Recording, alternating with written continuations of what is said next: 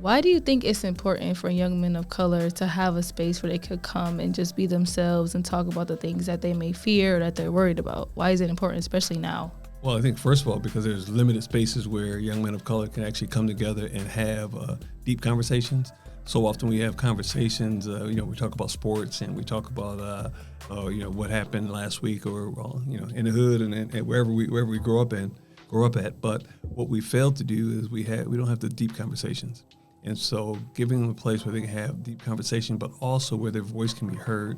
And youth voice is paramount for us, is that they get a chance to speak their truth, but at the same time, we kind of dive into the truth so they can sometimes see, is my truth really a truth, or is it just how I feel?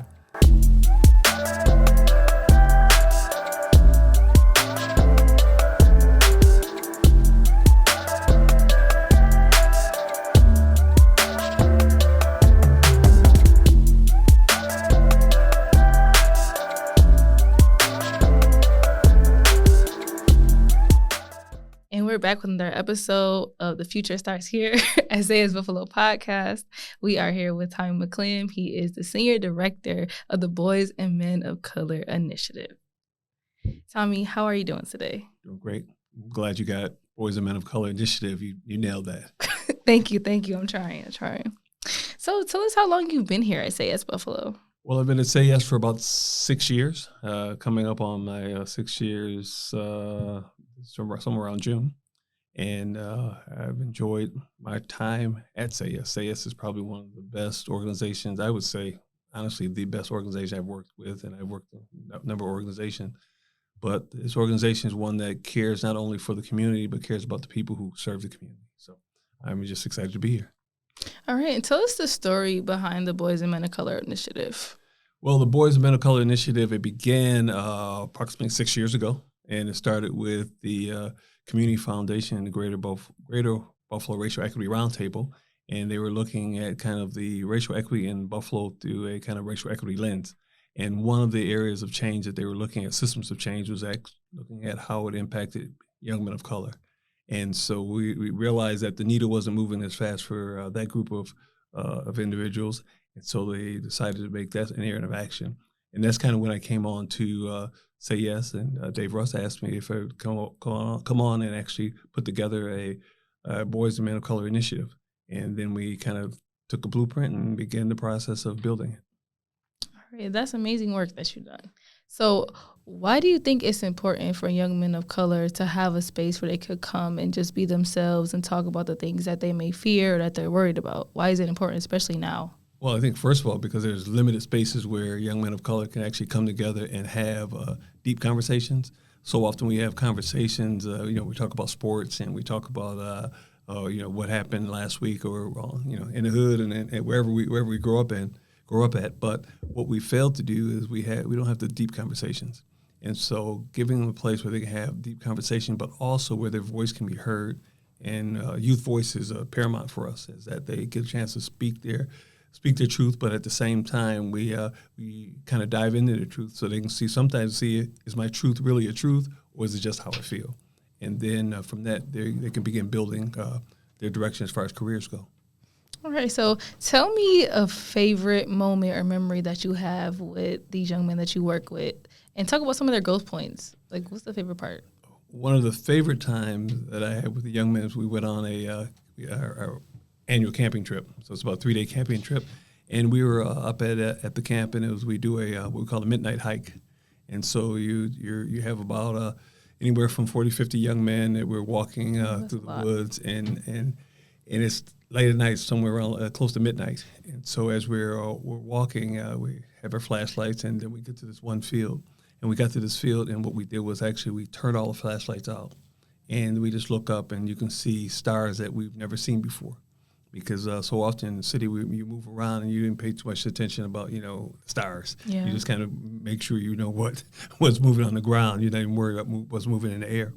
And the young men, they stopped, and for about almost close to 10 minutes, quiet silence. And everyone just looked at the stars. And then afterward, as they're walking back, to hear the conversations they had about taking a time where they just paused and saw life. And so that, for me, was one of the highlights of actually being a part of the Boys Men of Color Initiative. right. That sounds like they had a good time. I can't remember the last time I seen a star. Because once again, in growing up in sometimes urban settings, that it's so much other. You got the buses, you got the cars, you got the street lights, you got everything else going on. You're occupied with everything that's moving around you. So you're not really occupied with those things that you can't touch or you can't change. Yeah, I don't know about the midnight walking through the woods. I'm more of a glamper. I need everything there with me. Like, I can't really go out into the woods. I'll stay in the cabin in the woods, but it has to have electricity and all that other stuff so that I feel safe. Maybe that's why they call it boys and men of color. That's why that may be the reason. Yeah. So, word on the street, or word I say yes, is that, you're coming up on this, retirement. What is your hope? First of all, we're going to have to correct that term you just used called retirement. All right. I am not retiring. All right. It's a part of the actual, when we actually put this together, Boys and Men of Color, I had asked Dave Russ if we identified a young man who wanted the position and was able to fulfill the position of director after about 4 or 5 years after we built it. At that point, would he be willing to actually have that young person come sit in the seat and become the director? And so the ultimate goal was to find someone who could actually run the operation, learn the operation, and then the job for me was actually get to that place and get out of the way. So as of June 30th, we had a place where, as you know, Daniel Robertson has been from day one with Boys and Men of Color, and then over the last 18 months, we've been working through the transition, whereas I'm going to actually move out of the way and kind of the old head gets out of the way, and a young person steps in.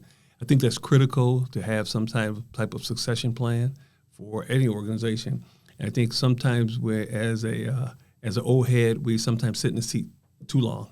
And as we sit in there too long, what happens, the organization gets stagnant.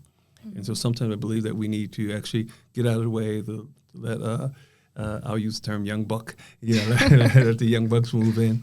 And I'm sure that he'll be able to do some things that I would never have been able to do. But on the other hand, he kind of needed some of the old heads to actually help build it to get it to a place where he can kind of launch the spaceship from there. Yeah, old heads are important. I'm not going to shout out all my old heads. I'm not going to put them out there. Right. But they are important. I think that's necessary. And so in this plan that you guys have, what's your hope for it? Well, my hope is that eventually that the young men that we're working with will continue that succession. Is that to the point where they will be running we look at breaking barriers 10 years from now, 6 years, 7 years from now, and we'll see those young men that actually went through the program now running the program because they understand it from the ground up. And so actually we have one young man, as Daniel moves up, there's another young man, Jamian Utsi, we're pulling right behind him. And Jamian is a graduate of Breaking Barriers. So you start seeing succession. So the goal is that eventually whoever comes in behind Jamian, and Jamian will move in. That, once again, that's if they want that position. Life may take them in other directions, and that's okay too. I think that's awesome. Definitely using your talent in-house. We talked about that on our last episode. That's definitely important. Using the youth and, believing in their skills and their craft and their talent is important. And I think Say Yes does a great job with that. Yeah. But I think also is the individual has to believe also in themselves. And I think that so often we discount that. Especially when we're talking with young men of color, because a lot of times we don't see ourselves in places of control. Mm-hmm. We don't see ourselves as bosses. We always see ourselves as workers. So how do we begin seeing ourselves as those who, I'd say control our own destiny? Mm-hmm. So often we talk about young men, first thing out of the gate is, think about developing your own, we call it legal hustle, where they can actually figure out a business where you can run and you're in charge of that business. Not to say you won't work a job somewhere. You can, and why not do both? Yeah. I say so often we're growing up, either you're going to go to school, get out of school, and get a job. All right. Can you imagine if, I'm going to go to school, I'm going to get some skills, and then I'm going to figure out where I fit best in society. Mm. All right. I have one last question for you. It's a question that I've asked multiple times, but I never asked it while we were on air. Okay. When is there going to be a young woman of color initiative coming out? When is there going to be I don't know if you call it breaking. No, that's it. Get away from the breaking. All right. That has been a question from day one. I think we're at a place now where breaking barriers for young ladies is on the horizons. I've just had a conversation today with a school board member, and they asked me that same question: what about the girls? Because they're looking at numbers right now for the young ladies are looking, in some cases, worse than the young numbers for the young men. Yeah. So we're at a place where that has to really strongly be considered, and finding and I believe it has to be a young woman who has to come in, because there's some things that when you're reaching young women that a man sometimes don't understand. Mm-hmm. And so I think that, not to say that men can't support and be a part of the process, just as even Breaking Barriers wasn't done. Breaking Barriers actually put together by a female, by a woman. Mm-hmm. And she actually gave us the from Cities United, gave us the blueprint, and we put our barbecue sauce on the blueprint, and we made it kind of more Breaking Barrier-ish, right? Yeah. But it actually started from a young lady who actually put it together. So I believe the same thing can happen for the young ladies. Young men could be a part of it. Definitely. Is there anything else that you would like to tell me that I didn't ask you about?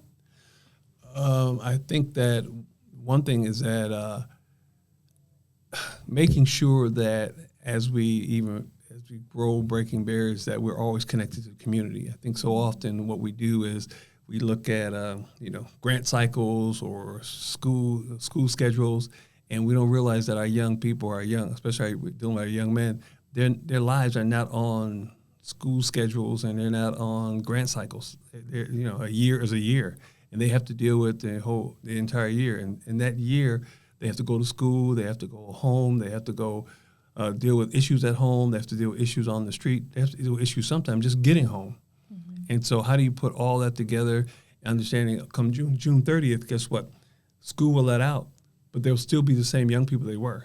And so make sure we have, I don't like to say programming, but make sure that the community has gathered around them, understanding that the school is also part of the community, and to make sure that they're good, not just for a year, but a lifetime. So our programming should be more lifetime programming and not just programming to get us through a grant cycle. Yeah. Well, thank you. This was great. Thank you. Thank you for coming on this podcast. I was excited just to be here. It was great. This was awesome. Right. I think we need to hear more of you in later dates. All right. But yes, if you want more information about Say Yes Buffalo, go to our website at sayyesbuffalo.org or follow us on Instagram or like us on Facebook at Say Yes Buffalo. Right. Thank you. Great job. You made me laugh.